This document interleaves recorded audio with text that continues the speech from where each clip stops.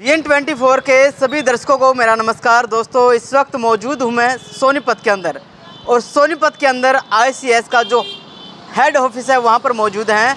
ख़ास बात आज यहाँ पर ये है कि आज है बबीता मैम का जन्मदिन, और बबीता मैम को जन्मदिन की शुभकामनाएं देने के लिए हरियाणा भर के कोने कोने से स्टूडेंट और बहुत सारे नेता यहाँ पर पहुँच रहे हैं। तो आइए एक तस्वीर हम दिखाते हैं आपको कि किस तरह से आज ICS के जो हेड हैं परिमल सर उनकी और जो बबीता मैम है उनका जन्मदिन मनाया जा रहा है। लेकिन इस जन्मदिन के मौके पर एक और ख़ास बातचीत ये कि जिन बच्चों ने मेहनत की, जिनका रिजल्ट आया, वो बच्चे सरकारी जॉब पर लगे, और अब उन बच्चों को सर और मैम के द्वारा ये दिखाना मैम, ये दिखाना, ये जो गिफ्ट दिया गया है ICS घड़ी, इसको घड़ी बोलते हैं। लेकिन ये घड़ी ना एक बहुत ही फेमस है।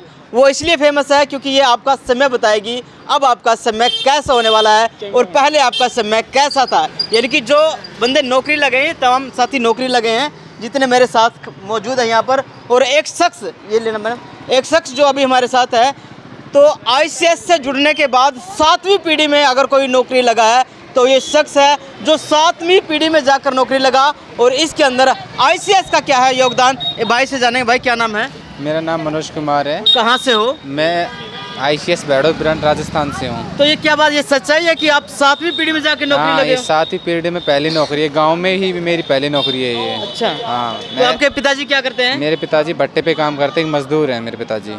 मैंने भी भट्टे पे काम किया था। अच्छा। मैं बच्चों को ट्यूशन कराया करता था, अटेंडेंट का काम मैं किया करता था। मैंने 3 साल तैयारी करके आज मेरी 5 नौकरी होने के बाद RS मेंस का एग्जाम दिया। भगवान चाहे तो अब की बार RS मेंस में मेरा क्वालिफाई हो जाएगा। क्वालिफाई हो जाएगा। तो ICS का क्या योगदान है? ICS का पूरा योगदान है। ICS का मैं इतना अपने शब्दों में बयान नहीं कर सकता। उन्होंने इतना मेरा सपोर्ट किया है, उनकी वजह से आज मैं मुकाम तक हासिल किया है मैंने। तो बिल्कुल साथियों, भाई का पूरा इंटरव्यू बबीता मैम ने लिया, और उस इंटरव्यू में इन्होंने क्या कुछ बताया, पूरा संघर्ष अपना बताया है। लेकिन पता, जब तक आप संघर्ष करते रहोगे तो कामयाबी आपको जरूर मिलेगी। आज नहीं तो कल, कल नहीं तो परसों, लेकिन ये गारंटी है कामयाबी आपको जरूर मिलेगी। आप मैदान छोड़कर मत भागे, ऐसा ही ना? Yes yes. तो बिल्कुल साथियों, आप देखते रहे हमारे साथ। अब आपको दिखाएंगे आज के दिन भर की एक्टिविटी बबीता मैम और कोरोना के बाद भी बहुत मेहनत करके फाइनली कहाँ पे हो आजकल पोस्टेड? कैथल। और वो कहाँ से? सिरसा से, रानीगंज से। फिर डेली अप डाउन कर रहे हो? नहीं, खेती रह रहे हो। और पिताजी क्या करते हैं? खेती करते हैं। पहली पीढ़ी है जो नौकरी तक पहुंची? पूरे परिवार में कोई नहीं था। मेरे दादा 4 भाई थे, कोई भी नहीं था किसी में। अच्छा, दादा के जो बच्चे थे उनमें से भी कोई किसी में नहीं? तुम पहली पीढ़ी हो जो नौकरी तक पहुंची। बड़े खुशी होती होगी पापा वगैरह को भी ना? पूरे परिवार में हम 2 ही भाई थे, पूरे परिवार में मेरे दादाजी और 4 भाई थे, उनमें पूरे परिवार में कोई नहीं था। फिर आप अगली पीढ़ी में पापा वगैरह जो उनमें से नहीं, कोई नहीं, सब खेती करते हैं। और कोई भी है? हाँ बेटा, तुम्हारा? मैं राजस्थान से आया हूँ, बैरट से। मेरे 5 सिलेक्शन है फिलहाल मैम। अभी फिलहाल किसमें करनी? SBI जूनियर एसोसिएट में मैम। जूनियर एसोसिएट कलर का होता है। जी मैम। क्लरिकल पोस्ट है। जी मैम। RS मेंस मैम दे रखा है फिलहाल अभी। जी मैम। उम्मीद है कुछ हो जाएगा? जी मैम 100%। फादर क्या करते हैं बता रहे थे? भट्टे पे काम करते हैं। वहाँ से भी पढ़ने की प्रेरणा कैसे मिली? जी मैम, मैं भी खुद भट्टे पे लगा करता था। सुबह जाया करता 2 बजे उठ के पापा जी के साथ। रात में 2 बजे उठ के? जी मैम। फिर उसके बाद 7 बजे कॉलेज जाता। कॉलेज के बाद फिर मैं 2020 के बाद ICS बैडो ब्रांच ज्वाइनिंग की थी मैंने। वहाँ पे अटेंडेंट का काम किया करता था मैं। तो वहाँ पे खर्चा निकाल के शाम को मैं 30 बच्चों को ट्यूशन किया करता था। अपना खर्चा खुद निकाला करता था।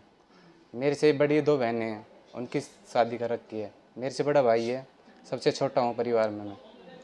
और बड़ा भाई वो कंपनी में काम करता है। वो प्राइवेट कंपनी? जी मैम। तो तुम्हारी सैलरी कितनी बढ़ जाती है? जी मैम, अभी तो ज्वाइनिंग हुई है फिलहाल। 5 सैलरी ज्वाइनिंग 1 महीने के अंदर अंदर आई है। जी मैम। 7 पीढ़ी में पहली नौकरी है मैम। जी मैम। पूरे गांव में पहली नौकरी मेरी है मैम। कितनी खुशी हुई होगी ना पापा? बहुत ज़्यादा प्राउड फील हुआ मैम। मम्मी तो गरीब, मतलब पापा? मम्मी तो गृहिणी है, बस वैसे काम करते करते। फिर ये पढ़ने की प्रेरणा कहाँ से मिली मुझे नौकरी के लिए पढ़ लेना? जी मैम, वैसे ही हमारे रिश्तेदार मेरे फूफा जी थे, वो 2 स्टार है वैसे। तो ऐसे बोला करती समाज को कैसे सुधारना है। तो पापा जी को ऐसा ताना दिया करते थे, ये ऐसे डोलेंगे, शराब पिया करेंगे, ऐसे ऐसे। तो मैंने सोचा कि पढ़ लिख के ही अपने समाज को सुधार सकते हैं मैम। कौन सी कम्युनिटी से हो बेटा? SC में आता मैम। SC में। जी मैम। बहुत लोग हैं वैसे ना, धीरे धीरे लोग जागरूक हो गए हैं। अब ये जात पात जो है पीछे रह गई है, अब जी। दुनिया आगे बढ़ रही जी है। मैम, मेरी एक बेस्ट फ्रेंड थी, उसने मेरा बहुत सपोर्ट दिया मैम। वैसे मैं सिस्टर के पास रह के पढ़ा हूँ 3-4 साल से। अपनी सिस्टर के पास है? जी मैम। जो मैरिड है? जी मैम। जीजा जी क्या करते हैं? वो भी कंपनी में HR ही है, डिपार्टमेंट कंपनी में काम करते हैं। तुम्हारा किस चीज़ में है बेटा? मेरा ग्रुप डी। अभी तैयारी जारी रखो, ये बुक भी मैंने पहले कहा, ये शुरुआत है बस। ये सिर्फ इसलिए ज़रूरी है कि भाई हम ये बता पाएंगे हम कमा रहे हैं, ऐसा ना हो कि हम बैठे बैठे ही। तुम कितनी एज में आए थे पढ़ने में 25 में सेंटर में गया। पहले प्राइवेट जॉब करता था। प्राइवेट से मतलब परेशान हो गए फिर? परेशान हो गई, शिफ्ट लगा तो परेशान हो गई। सुबह 6 से 3, 3 से 11, 11 से सुबह 6 बजे तक वो शिफ्टों के चक्कर में परेशान हो गई।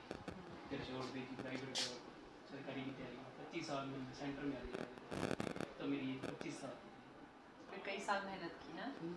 हाँ, 2 साल सेंटर में गए, 2.5 साल में सिलेक्शन। 2.5 साल हो गए। पापा क्या करते हैं? पापा खेती बढ़िया। तुम भी पहली पीढ़ी में? हाँ जी, पूरे गांव में मैंने पहली। बड़ा अच्छा लगता है जब ऐसे पीढ़ियां बदलती है ना, कि तुम लोगों ने जो स्ट्रगल देखा वो कम से कम तुम्हारी अगली पीढ़ी को ना देखना पड़े। जो तुम लोगों ने भाई सहन किया है, जो जिसमें से भी निकलना पड़ा, एक दलदल तो होता ही है। गरीबी से बड़ा दलदल कोई भी नहीं है, सबसे बड़ी दिक्कत है गरीबी। हमारे गांव में यही धारणा है जी कि पढ़कर कोई नौकरी नहीं लगता, सिफारिश चलती ऐसे जाती। तो हम रिसर्च किए हैं कि हमारे गांव में जैसे जाते सेंटर के लिए ये बच्चों को पढ़ाओ, तो कोई ऐसी बोलती कि पढ़ के नौकरी नहीं लगता है। आप लोगों को तो नहीं, आप मैं तो जानती हूँ, सब मैं जानती हूँ। ये कोमल है, ये पलवल से अभी सिलेक्टेड हुई ये किस चीज़ में सेलेक्ट हुई? है।